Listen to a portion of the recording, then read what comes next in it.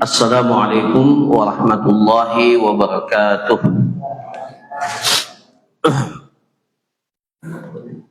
Alhamdulillah, alhamdulillahilladzi hadana lihada wa ma kunna linahtadiya laula an hadana Allah. Wassalatu wassalam ala man la nabiyya ba'dah wa ala alihi wa sahbihi ajma'in, amma ba'du. Hadirin hadirat jamaah salat subuh yang semoga dirahmati, diberkahi, diridhai oleh Allah Azza wa Jal. Alhamdulillah, kita bersyukur dan tak henti-hentinya memuji kepada Allah yang masih berkenan memberikan kepada kita nikmat kesempatan, waktu luang, memberikan kepada kita nikmat kesehatan, kekuatan, setelah nikmat iman, setelah nikmat Islam, yang dengan begitu banyak nikmatnya kita dapat memaksimalkan ibadah kita, memaksimalkan kebaikan yang mudah-mudahan menjadi catatan kebaikan kita di sisi Allah Subhanahu wa ta'ala. Kemudian salawat dan salam kita kirimkan kepada baginda Rasulullah sallallahu alaihi wasallam. Semoga Allah Subhanahu wa ta'ala memberikan kepada kita kekuatan untuk selalu istiqamah di atas tuntunan petunjuk ajaran yang diajarkan oleh Nabi kita, Nabi Muhammad sallallahu alaihi wasallam. Para jemaah sekalian yang dirahmati oleh Allah, pada subuh hari ini ya, tema yang akan kita jelaskan ya, berkaitan dengan ya, al-mawaris atau warisan. Sebagai pendahuluan sebelum kita menjelaskan hukum-hukum yang terkait dengan masalah warisan, yang tentunya ya akan kita jelaskan dalam beberapa majelis ya yang akan datang. Sebagai mukaddimah, ilmu warisan atau dalam Islam disebut dengan ilmu al-faraid ya, jadi ilmu warisan itu dalam Islam dikenal dengan al-faraid ya. Satu cabang ilmu yang sangat penting ya untuk diketahui oleh kaum muslimin. Ya. Kenapa? Karena ya, kebutuhan kita akan ilmu ini. Ya. Ilmu yang menjelaskan tentang masalah warisan atau disebut dengan faraid. Ya. Kenapa disebut al-faraid? Ya. Kata para ulama kita, al-faraid itu berasal dari kata al-fardu. Ya. Al-fardu itu memiliki banyak makna. Ya. Nah, salah satu di antara makna al-fardu itu adalah at-takdir. Ya, penetapan. Ya. Jadi disebut dengan faraid. Ya. Faraid berasal dari kata al-fardu, yang secara bahasa al-fardu itu bermakna at-taqdir, penetapan. Ya. Ya. Seperti dalam ayat warisan, ya. Fanisfu ma faradtum, ya. Fanisfu ma faradtum, ya. Setengah dari apa yang kalian tetapkan. Nah, jadi secara bahasa faraid itu adalah penetapan atau ketetapan. Adapun secara istilah ya, yang digunakan oleh para ulama ya, maka diistilahkan atau makna al-faraid atau al-fardu secara istilah nasibun muqaddarun syar'an li mustahiqihi. Apa itu faraid? Ya, faraid itu adalah nasibun muqaddarun syar'an, bagian yang telah ditetapkan oleh syariat. Bagian yang telah ditetapkan oleh syariat li mustahiqihi, yang akan diberikan kepada mustahiknya, yaitu ahli waris. Ya. Jadi al-fardu, ya, secara bahasa itu adalah penetapan atau ketetapan, dan secara istilah adalah nasibun muqaddarun syar'a. Jadi bagian yang telah ditetapkan oleh syariat. Ya, jadi bukan kita yang mengikuti kemauan kita. Ya, ketika kita menetapkan atau ketika kita mengetahui ini faraid, ini bagian daripada ketetapan yang Allah Subhanahu wa taala tetapkan, maka ketetapannya itu muqaddarun syar'a. Ya, telah ditetapkan oleh syariat. Li mustahiqihi, ya, kemudian diberikan kepada mustahiknya. Nah, jadi para jamaah sekalian, apa itu ilmu al-faraid? Apa itu ilmu al-faraid? Ya, kita bicara atau para ulama kita telah menjadikan saat ini ilmu tentang warisan itu menjadi salah satu bagian daripada ilmu fikih. Ya, bahkan dalam pengajaran biasanya dia dipisahkan dari penjelasan ilmu fikih secara khusus, secara umum, dan dikhususkan dalam satu tema penting, dipisahkan dari tema-tema fikih lainnya, disebut dengan ilmu al-faraid. Ya. Jadi ilmu al-faraid itu apa para jamaah sekalian? Ilmu al-faraid itu adalah al-ilmu bil mawaris min haitsu fiqhi ahkamiha wa ma'rifah al-hisab al-musil ila qismatiha. Jadi ilmu al-faraid itu adalah ilmu tentang warisan. Ya, ilmu terkait tentang warisan dari sisi fiqhu ahkamiha, bagaimana memahami hukum-hukumnya, ya, memahami hukum-hukumnya, ya, wa ma'rifatul hisab al-musil ila qismatiha, dan mengetahui tata cara perhitungan yang akan menyampaikan kita kepada pembagian warisan. Ya. Jadi para jamaah sekalian, kalau dikatakan apa itu ilmu warisan, ilmu yang terkait dengan warisan dari sisi, ya, pengetahuan kita atau pemahaman kita terkait dengan hukum-hukumnya dan tata cara perhitungan. Nah, jadi ada dua ilmu warisan itu. Ya. Jadi secara teoritis pengetahuan kita, ya, akan warisan itu dan bagaimana memahami hukum-hukumnya itu satu. Ini tidak membedakannya dengan yang lainnya. Yang kedua, bahwa warisan itu adalah pengetahuan kita bagaimana cara menghitungnya. Menghitungnya yang dengannya kita akan sampai bagaimana membagi warisan itu secara tepat. Nah, ini yang dimaksud dengan ilmu warisan.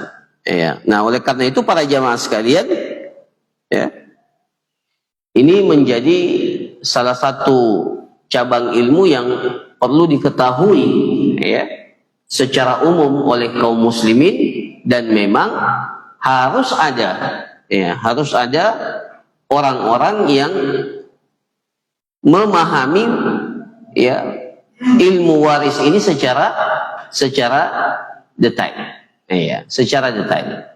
Nah, maka ini menjadi salah satu cabang ilmu. Maka yang insya Allah kita akan jelaskan kepada para jamaah sekalian, ya, hukum-hukum faraid ini secara umum dan bagaimana cara menghitungnya secara sederhana. Ya. Para jamaah sekalian yang dirahmati oleh Allah, ini pengertian. Nah, sekarang kita masuk pada penjelasan tentang al-huquq al-muta'alliqah bit-tarikah wa asbabil miras wa mawani'. Nah, ini yang akan kita jelaskan pada subuh hari ini. Ini masih dalam pengantar. Jadi apa saja yang terkait dengan harta yang ditinggalkan oleh mayit itu? Apa saja hak yang berlaku di situ? Kemudian apa yang menjadi penyebab seseorang mendapatkan warisan? dan apa yang menghalangi seseorang mendapatkan warisan. Ya, jadi ada penyebab ya, yang dengannya seseorang berhak mendapatkan warisan, dan ada hal-hal yang dapat menghalangi seseorang itu mendapatkan warisan. Ya. Para jamaah sekalian yang dirahmati oleh Allah Subhanahu wa taala, ya, hak-hak yang terkait dengan ya, warisan itu hukukut tarikah, ya. Hak-hak yang terkait dengan harta yang ditinggalkan oleh mayit, ya, itu dapat dikategorikan dalam beberapa kategori. Ya. Yang pertama adalah, ya, jadi kalau ada orang yang meninggal dunia, kemudian dia memiliki harta, ada harta yang ditinggalkan, maka harta ini, terkait dengan harta ini ada beberapa hak yang harus kita perhatikan sebelum dia menjadi warisan, sebelum dibagikan kepada ahli waris. Apa itu para jamaah sekalian? Para ulama kita menetapkan yang pertama di antara hak-hak tarikah, hak-hak yang terkait dengan harta yang ditinggalkan oleh si mayit. Ini harta punya si mayit, punya orang yang meninggal dunia. Ya, setelah dia meninggal dunia, sebelum dibagikan kepada ahli waris, maka ada hak yang perlu kita perhatikan. Apa itu? Yang pertama, di sini dikatakan mu'natu tajhizihi min samani kafanin wa hanud wa ujratu dafnin wa guslin wa ghairi dzalik. Biaya penyelenggaraan jenazah. Nah itu. Ya. Jadi itu yang pertama dulu. Jadi setelah seseorang meninggal dunia dan dia meninggalkan harta, maka apa yang terkait dengan hartanya sebelum dibagikan kepada ahli waris, sebelum dihitung, dikeluarkan dulu apa? Biaya penyelenggaraan jenazah. Ya, kalau tidak ada yang menyiapkan. Kalau tidak ada yang menyiapkan, ya, mulai dari apa? Apa para jamaah sekalian yang terkait dengan jenazah? Kafannya. Jadi kafannya itu dari mana? Kalau tidak ada yang menyiapkan, diambil dari harta si mayit. Diambil dulu, ya, biaya kafannya, ya, perlengkapan jenazah istilahnya, ya, semuanya. Ya, biasanya dijual satu paket. Nah, ya. Ya. Nah itu biaya itu diambil dari harta si mayit. Kemudian kalau ternyata tidak ada yang memandikannya kecuali dengan biaya, ya, tidak ada yang mampu memandikan, dan yang tahu memandikannya itu harus dibayar atau ada upahnya yang disiapkan. Diambil juga dari harta si mayit. Ya. Kalau sekarang lebih ini lagi, biaya pemakaman diambil dari mana kalau tidak ada yang membiayai, tidak disiapkan, ya. Ya, diambil dari mana? Dari harta si mayit. Jadi itu yang pertama. Jadi terkait dengan harta yang ditinggalkan oleh si mayit itu ada beberapa hak yang harus kita perhatikan terlebih dahulu sebelum dibagikan harta itu kepada ahli waris. Jadi yang pertama adalah biaya penyelenggaraan jenazah. Mohon maaf, ya, dilupa kalau ada disewa apa itu ambulans, ya, untuk mengantarkan ke disewa, dan tidak ada yang membiayai, tidak ada yang, ya, anaknya tidak ada, diambil dari harta si mayit. Nah itu yang pertama. Kemudian yang kedua, qada'ud duyun, pelunasan utang. Jadi kalau ada orang yang meninggal dunia, maka di antara hak terkait dengan harta si mayit ini adalah qada'ud duyun, pembayaran atau pelunasan terkait dengan utang-utang si mayit ketika masih hidup. Ya. Dan utang itu ada dua. Utang kepada Allah dan utang kepada sesama manusia. Maka mana yang didahulukan? Wadainullahi ahaqqu bil qada. Ya. Dalam hadis dikatakan utangnya Allah itu harus lebih diutamakan. Apa itu contohnya? Contohnya, pada semasa hidupnya para jamaah sekalian, sebelum meninggal dunia, hartanya sudah wajib zakat. Dia punya emas. Emasnya itu sudah sampai berapa nisabnya? 85, dia bilang 84 gram emas. Dia punya. Masya Allah, semasa hidupnya beli emas. Ketika meninggal dunia, emasnya itu sudah mencapai nisab dan sudah mencapai haul. Sudah mencapai nisabnya 85 gram atau 84 gram dan sudah tersimpan selama 1 tahun. Berarti sudah wajib zakat. Sebelum membagikan zakatnya, sebelum dikeluarkan zakatnya, qadarullah, ditakdirkan oleh Allah meninggal dunia. Nah, para jamaah sekalian, tidak boleh langsung ahli waris bilang, weh, ada 84 gram. Ya, atau 85 gram ahli warisan, enggak. Harus terlebih dahulu dikeluarkan zakatnya. Karena zakat itu bagian daripada utang kepada Allah yang harus ditunaikan ya. Meskipun manfaat zakat itu dirasakan oleh orangnya, tapi secara khusus zakat itu masuk dalam kategori utang kepada Allah. Satu. Contoh yang kedua. Orang ini sudah menyetor biaya naik haji. Ya, naik haji. Dan qadarullah, ditakdirkan oleh Allah, sudah dia bayarkan. Ya, sudah dia bayarkan. Berapa biaya ONH sekarang? Yang terbaru katanya 106 juta ya, yang terbaru. Yang biaya ONH biasa, reguler. Nah, dia sudah bayarkan itu. Sudah bayarkan? Sudah. Qadarullah, sebelum berangkat naik haji, meninggal dunia. Otomatis uang itu menjadi peninggalan si mayit. Tapi tunggu dulu, jangan ahli waris mengatakan, oh sudah aman. Tidak. Itu utang kepada Allah. Ya. Jadi niatnya untuk melaksanakan ibadah haji karena sudah terhitung mampu, ya sudah terhitung mampu dan bahkan dia sudah lunasi, sudah bayarkan, otomatis itu terhitung sebagai, ketika dia belum melaksanakannya maka terhitung sebagai utang kepada Allah Subhanahu wa ta'ala. Nah, jadi para jamaah sekalian, dalam kondisi ini dibayarkan dulu apa yang menjadi kewajiban untuk berhajinya. Jadi harus dihajikan.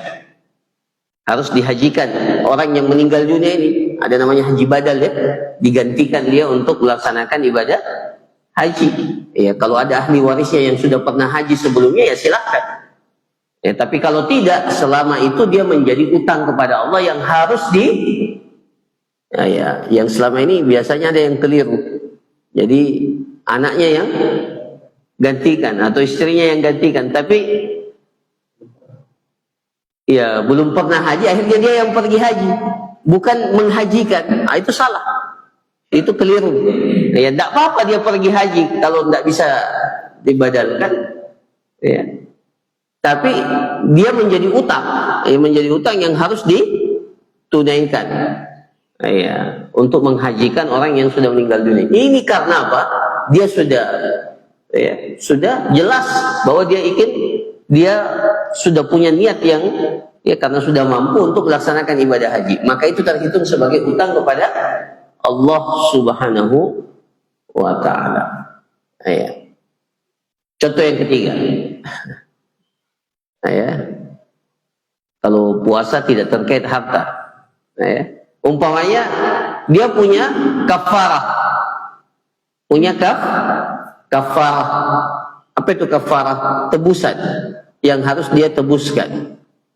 Contohnya, ini mohon maaf, dia pernah berhubungan suami istri di siang hari Ramadan. Apa kafarahnya itu? Ya, ternyata dia tidak bisa, yang pertama, dia tidak bisa memerdekakan budak. Yang kedua, dia tidak bisa puasa 2 bulan berturut-turut. Akhirnya pindah kepada yang ketiga, yaitu memberi makan 60 orang miskin. Ternyata sebelum dia bayar memberikan makanan kepada 60 orang miskin, meninggal dunia. Ada utang, ada kafarah yang harus ditunaikan. Maka para jamaah sekalian, diambil dari hartanya dan dibayarkan, ya, diambil untuk memberi makan 60 orang miskin sebelum warisan itu atau harta yang ditinggalkan itu dibagikan kepada ahli waris. Itu yang kedua. Jadi yang kedua adalah pelunasan terkait dengan masalah utang. Dan yang didahulukan itu adalah utang kepada Allah. Baru setelah itu utang kepada manusia. Ya. Maka menjadi penting, ya, pada saat seseorang meninggal dunia itu dicek apa saja yang menjadi utangnya, baik yang sudah jatuh tempo ataupun utang yang sementara berjalan dan belum jatuh tempo. Semuanya harus dilunasi, ya, dan diambil pelunasannya itu dari harta si mayit. Nah, itu yang kedua. Yang ketiga para jamaah sekalian, mengeluarkan wasiat. Sudah kita jelaskan. Jadi kalau dia sudah wasiatkan sesuatu untuk yang lain, ya, sebagai amal jariah atau sebagai kebaikan, maka wasiatnya ini harus ditunaikan. Diambil dari harta si mayit. Tapi dengan syarat wasiatnya itu tidak boleh lebih daripada sepertiga.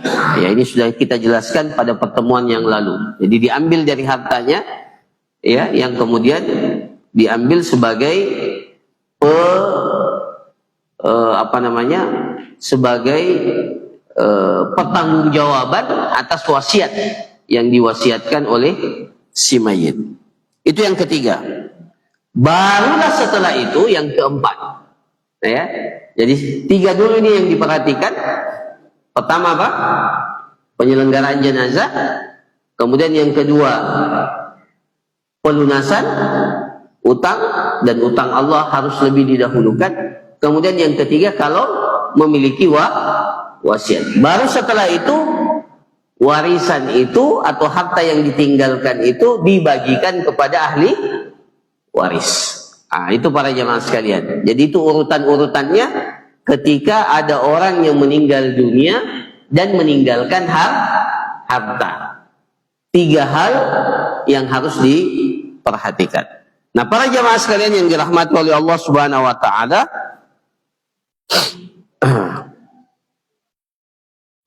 ya. Mohon maaf, termasuk utang itu adalah apa? Kalau ada barang yang belum dilunasi oleh si mayit, dia cicil barang. Ternyata sebelum meninggal dunia cicilannya belum lunas. Maka itu harus dilunasi. Termasuk kalau ada gadaian. Ya, gadai, baik dia yang menggadaikan atau dia yang memberikan pinjaman. Itu juga harus diselesaikan terlebih dahulu, ya, ketika seseorang itu meninggal dunia. Nah, para jamaah sekalian yang dirahmati oleh Allah, kita pindah kepada pembahasan yang berikutnya, sebab-sebab mendapatkan warisan. Apa saja yang menyebabkan seseorang itu mendapatkan warisan? Yang pertama, ya, yang pertama adalah an-nikah, dengan sebab pernikahan. Dengan sebab pernikahan. Ya, ini diantara penyebab seseorang itu mendapatkan warisan kalau seseorang itu menikah. Ya. Selama pernikahannya itu adalah pernikahan yang sah secara syariat. Kapan itu pernikahan dikatakan sah? Ya. Ketika pernikahan itu ada walinya, ada wali perempuan, kemudian ada, ya tentunya dua orang yang menikah, kemudian ada walinya dan minimal ada dua orang saksi yang adil yang menyaksikan pernikahan itu. Meskipun setelah itu tidak terjadi hubungan suami istri. Iya. Ya. Saya kasih contoh para jemaah sekalian. Si A dan si B menikah. Ya. Si A dan si B menikah. Ada walinya, ada saksinya, bahkan diselenggarakan pesta pernikahan. Qadarullah, ketetapan Allah, sebelum sang suami menyentuh istrinya, meninggal siapa? Istri atau suaminya? Ya, dua-dua, salah satunya. Sang suami meninggal dunia, padahal belum menyentuh istrinya. Ya. Ya, belum menyentuh istrinya, belum ada hubungan suami istri. Ya, maka dengan sebab pernikahan, si perempuan ini yang baru saja dinikahi itu berhak mendapatkan warisan. Dengan sebab apa? Dengan sebab pernikahan. Ya, dengan sebab pernikahan. Jadi di antara sebab yang menyebabkan seorang dapat warisan itu pernikahan. Yang kedua para jamaah sekalian, dan ini yang paling banyak, adalah hubungan nasab. Hubungan nasab. Ada yang ke atas namanya usul, yang ke atas bapak, ibu, ya, bapaknya bapak, seterusnya, ya. Nah, itu yang dikategorikan nasab. Jadi nasab kita ini kalau ditanya nasab, ada yang ke atas. Yang ke bawah itu ada juga. Ada yang ke atas namanya usul, ya. Itu nasab, hubungan nasab ke atas. Bapak kita, ibu kita, ya. Bapaknya bapak, kakek kita, seterusnya kalau masih ada. Ada yang furu, yang ke bawah, cabang. Itu anak, kemudian cucu, kemudian apa lagi setelah cucu, cicit ke bawah. Itu namanya furu, ya. Ya, jadi itu nasab. Ada yang ke samping. Ada yang ke samping. Jadi ada yang ke atas, itu orang tua kita. Ada yang ke bawah, anak keturunan kita. Dan ada yang ke samping, saudara. Saudara-saudara kita.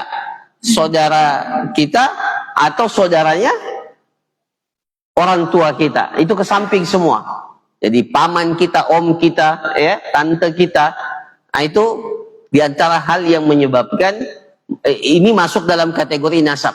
Jadi saya ulangi, nasab seseorang itu yang terkait dengan warisan, ada yang ke atas, ya, usul namanya, ada yang ke bawah, furu namanya, itu furu, anak, cucu, dan seterusnya.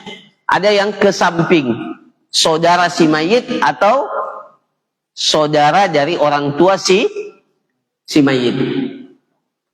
Nah, itu masuk dalam kategori nasab, ya. Itu yang kedua. Yang ketiga para jamaah sekalian adalah yang menyebabkan seseorang mendapatkan warisan adalah al-idku, memerdekakan budak.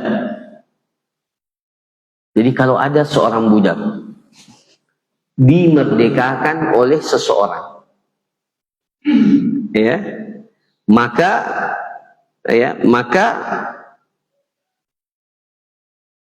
budak yang dimerdekakan itu kalau dia meninggal dunia setelah itu, jadi setelah dia merdeka, ternyata punya harta, masya Allah, dan setelah itu meninggal dunia, maka diantara yang berhak untuk mendapatkan warisan itu siapa? Al-mu'tik, orang yang memerdekakannya. Itu namanya al-wala. Bahkan Rasulullah sallallahu alaihi wasallam mengatakan al-wala'u luhmatun minan nasab. Ya, al-wala' luhmah minan nasab. Jadi wala itu memerdekakan budak itu bagian daripada sama dengan pertalian nasab. Jadi kalau ada seseorang yang dia punya budak, kemudian dia merdekakan budaknya, atau dia beli budak itu kemudian dia merdekakan budak itu, maka dalam Islam kalau ternyata setelah itu budak itu meninggal dunia yang sudah dimerdekakan dan dia punya harta, maka di antara ahli waris yang berhak untuk mendapatkan warisannya itu siapa? Orang yang memerdekakannya. Orang yang memerdekakannya namanya al-mu'tik. Nah, jadi ini para jamaah sekalian di antara sebab atau 3 penyebab seseorang mendapatkan warisan. Saya ulangi. Apa yang pertama? Yang pertama karena hubungan pernikahan. Kedua, ini yang paling banyak karena hubungan nasab. Yang ketiga karena wala, memerdekakan budak. Nah, kemudian kita pindah yang terakhir. Pindah yang terakhir adalah penghalang warisan. Mawani al-irth. Ya. Ini kita belum masuk ahli waris. Ini baru mukaddimahnya. Apa yang menghalangi seseorang mendapatkan warisan? Yang pertama adalah al-qatlu. Seseorang yang membunuh orang yang seharusnya dia bisa mendapatkan warisan dari orang itu. Ya, jadi qatlul waris, membunuh pewaris, bukan ahli waris. Jadi na'udzubillahi min dzalik, mudah-mudahan kita dijaga oleh Allah. Ada orang, seorang anak, dia bunuh bapaknya atau dia bunuh ibunya. Na'udzubillahi min dzalik ya. Si anak ini ahli waris kan? Tapi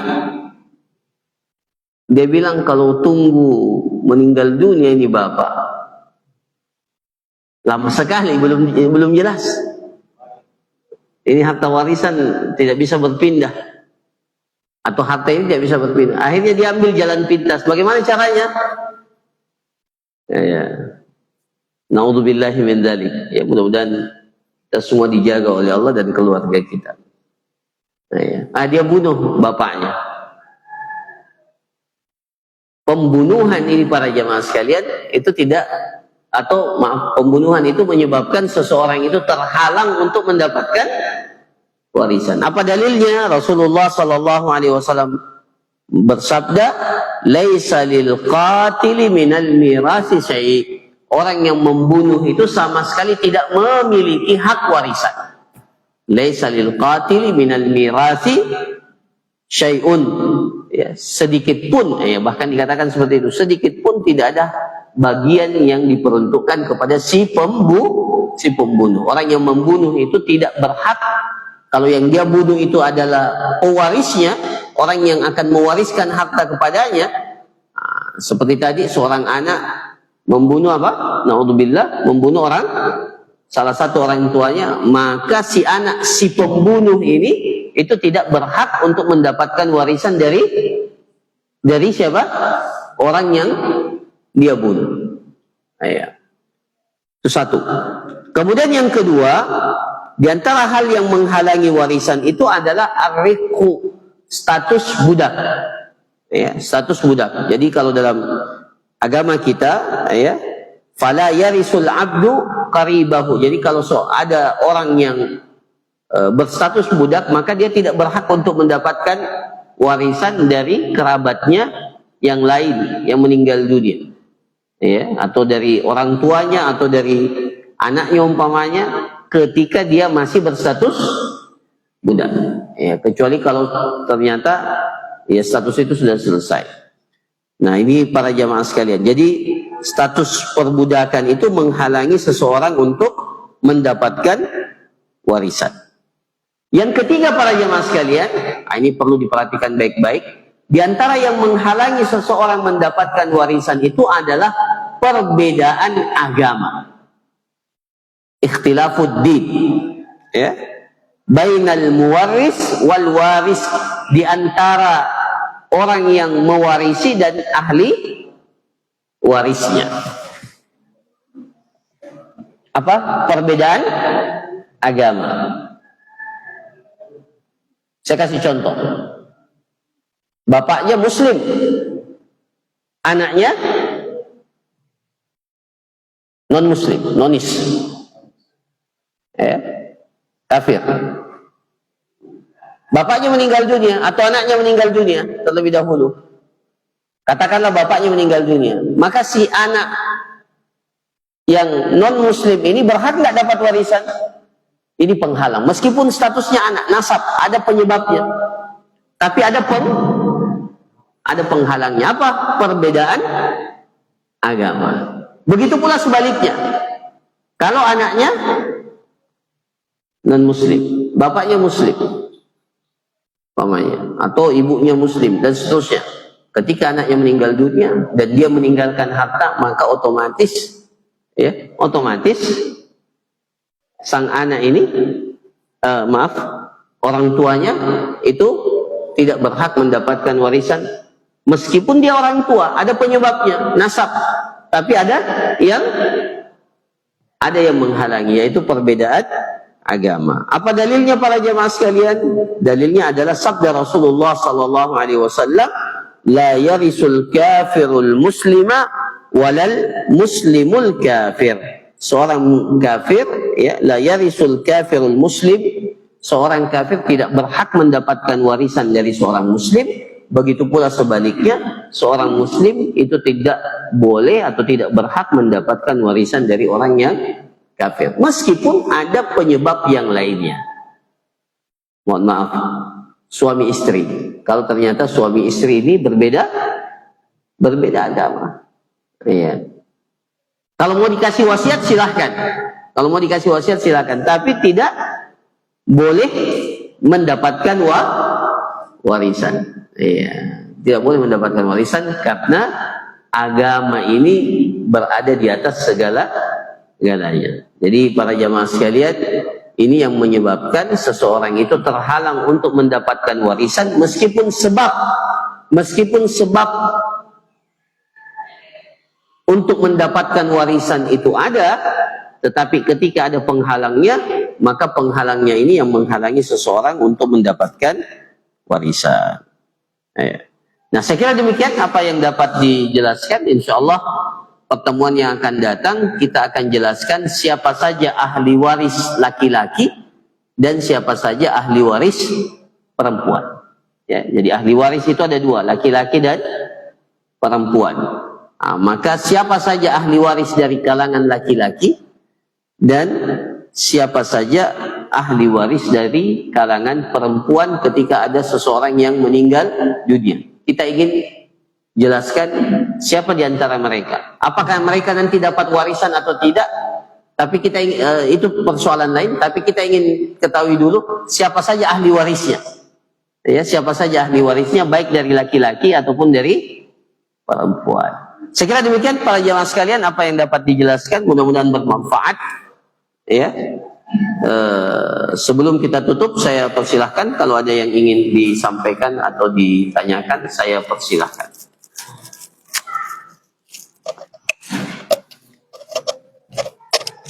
Baik, Assalamualaikum. Assalamualaikum. Ya. Ada tiga fenomena yang menarik ini Ustaz, yang mungkin bisa menjadi pelajaran. Kurang lebih 10 tahun saya bekerja di Panti Werda. Panti Werda, panti orang tua ya? Iya. Jompo. Di Jompo ya. Beda Panti Werda dengan Jompo, Panti Jompo sama, beda. sama. Oh sama, itu juga. Ya. Di Jalan Malina tempatnya. Ada banyak fenomena yang menarik, terutama tentang waris ini. Banyak orang tua kita yang masuk sendiri, minta masuk sendiri ke sana, dan banyak juga anaknya meminta dimasukkan di sana. Mana yang lebih banyak? Karena waris ini. Maaf, saya mau tanya, ini betul ilmu baru saya.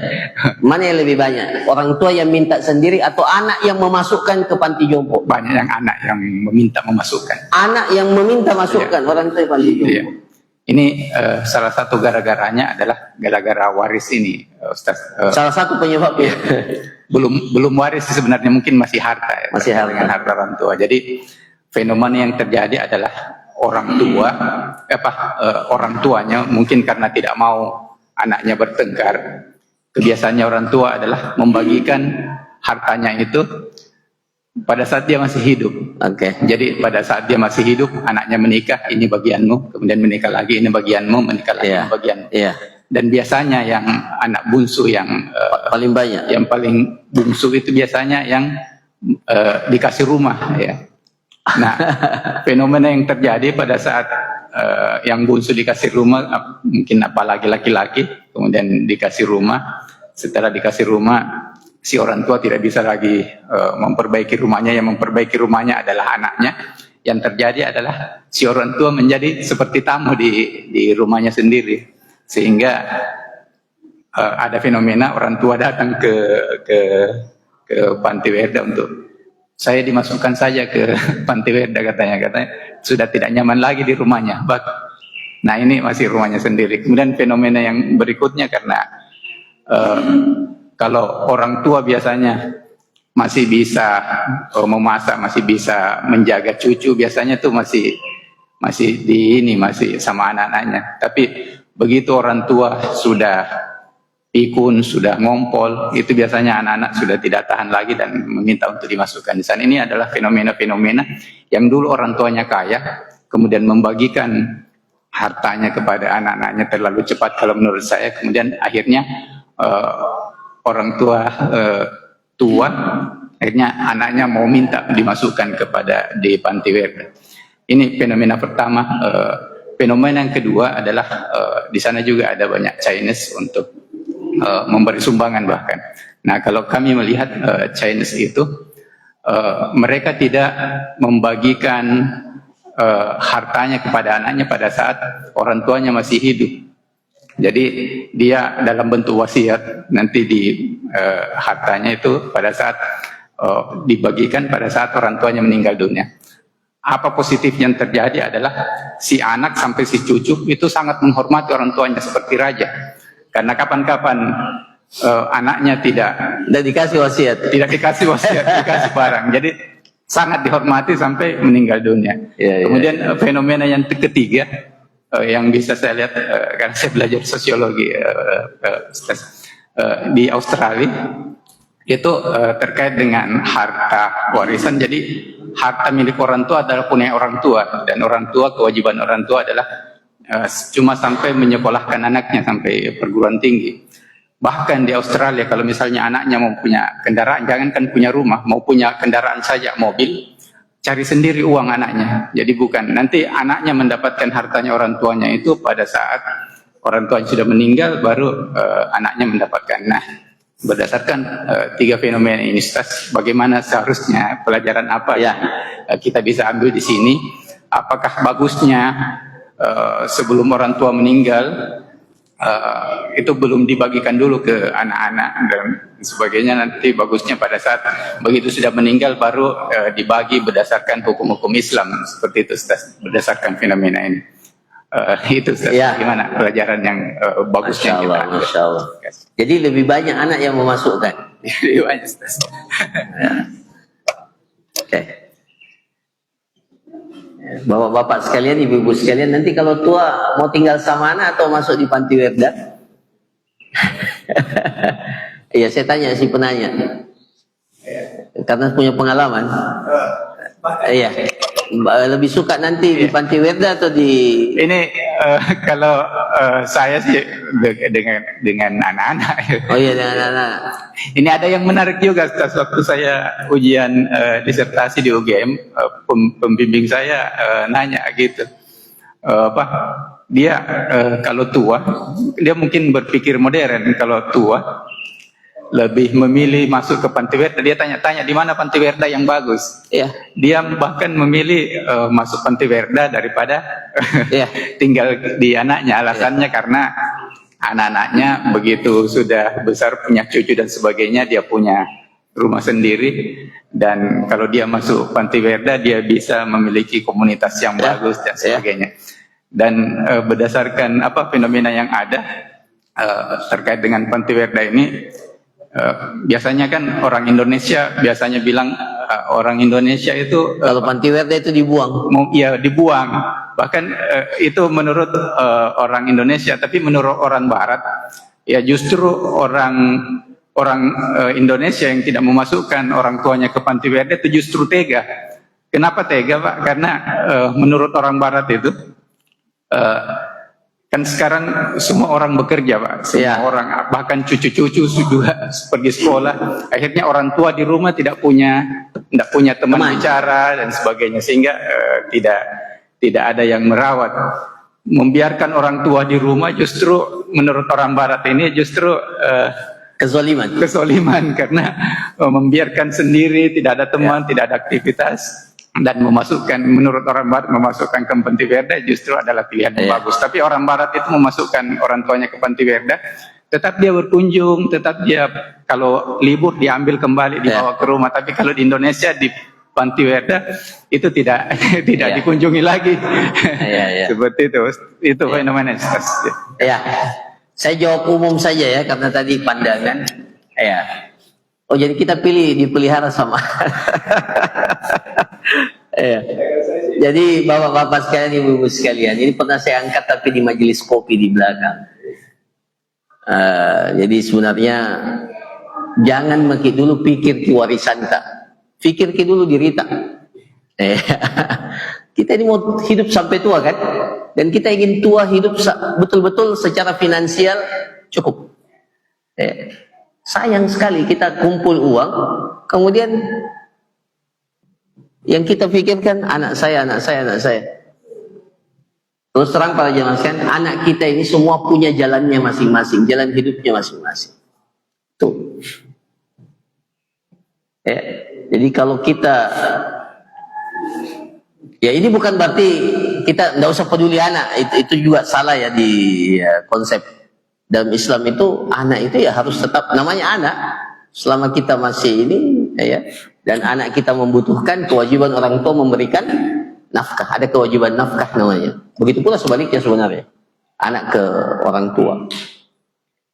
Tapi karena kita bicara warisan, maka jangan dulu dipikirkan warisan itu. Nah, kalau dikatakan mau bagi di saat hidup, boleh, tapi adil. Itu konsepnya. Jadi bedakan antara nafkah dengan pembagian. Nafkah itu apa yang dibutuhkan oleh anak. Pembagian di masa hidup disebut hibah ya, kalau dalam bahasa kita hibah atau hadiah. Itu berdasarkan, itu harus adil. Jadi kalau anak kita kuliah, kita belikan motor. Itu nafkah, itu bukan hadiah. Tidak mesti semua anak kita belikan motor. Kenapa? Karena sesuai kebutuhan. Itu nafkah. Ya. Nah, kalau sudah nafkahnya sudah dipenuhi, maka kalau ada pemberian yang lebih dari nafkah itu, maka yang lebih dari nafkah itu harus adil. Semuanya harus dapat. Nah, itu konsep pembagian dalam Islam ketika masih hidup. Semua anaknya setelah nafkahnya tercukup dikasih rumah umpamanya, maka semua anak harus dikasih rumah. Kapan cuma satu anak, dua anak, itu zalim, itu orang tuanya tidak adil. Maka kalau tidak bisa berlaku adil, jangan kasih hadiah kepada anak. Kalau tidak mampu adil, Itu konsep kita, konsep Islam. Jadi kalau tidak bisa bagi satu-satu rumah, jangan dikasih. Jangan dikasih. Kenapa? Karena kita ini yang berdosa. Ya, kita yang berdosa karena kita tidak adil sama anak kita. Satu dikasih harus kasih semua. Ya. Kalau nafkah beda-beda. Kan anak TK dengan anak SMP beda kan? Masa kita belikan motor yang kuliah, yang SD juga kita belikan motor. Itu tidak. Itu karena terkait dengan nafkah. Nafkah itu para jamaah sekalian berbeda antara satu anak dengan anak yang lain. Nafkah itu sesuai kebutuhan. Biaya sekolahnya saja beda-beda kan?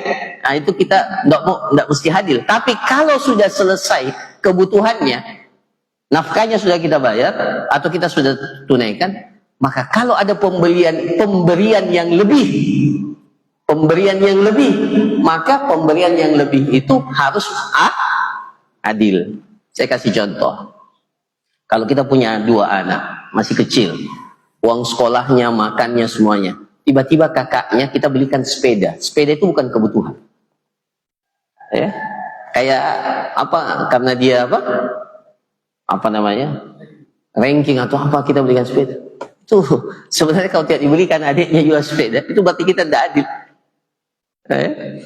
Ya, karena itu di atas bukan lagi kebutuhan. Nah, jadi pesannya ya kita ini nikmati dulu harta kita. Kalau kita orang tua ya, nikmati.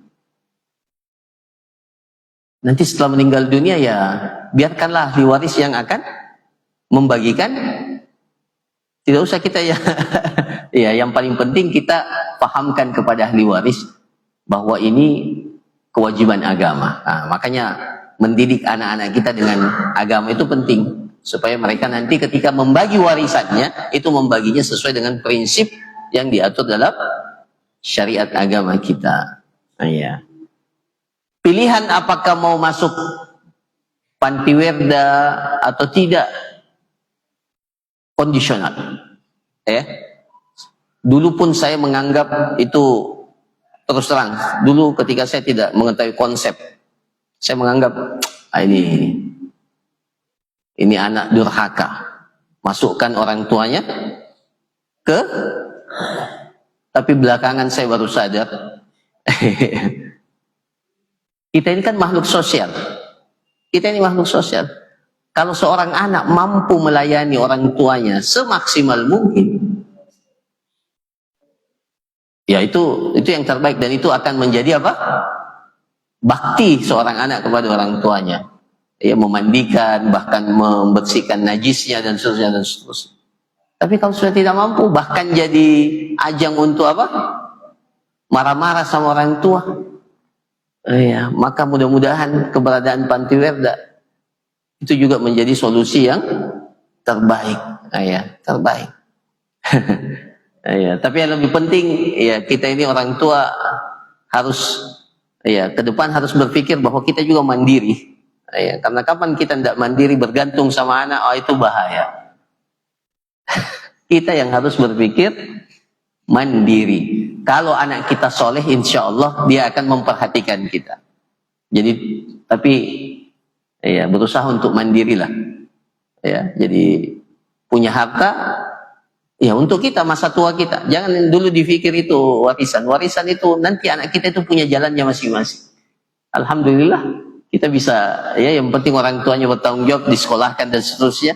Nggak usah pusing di mana nanti ini rezeki. Ada gitu rezekinya anak kita masing-masing. Bisa ditetapkan oleh Allah Subhanahu wa ta'ala. Kecuali kalau kita sudah seperti siapa yang punya harta 7 turunan tidak habis. Itu. Oke. Saya kira demikian para jamaah sekalian, cukup ya. Ya, apa yang dapat disampaikan mudah-mudahan bermanfaat. Barakallahu fikum, jazakumullah khairan. Subhanakallahumma rabbana wa bihamdik, nasyhadu an la ilaha illa anta astaghfiruka wa atubu ilaik. Assalamualaikum warahmatullahi wabarakatuh.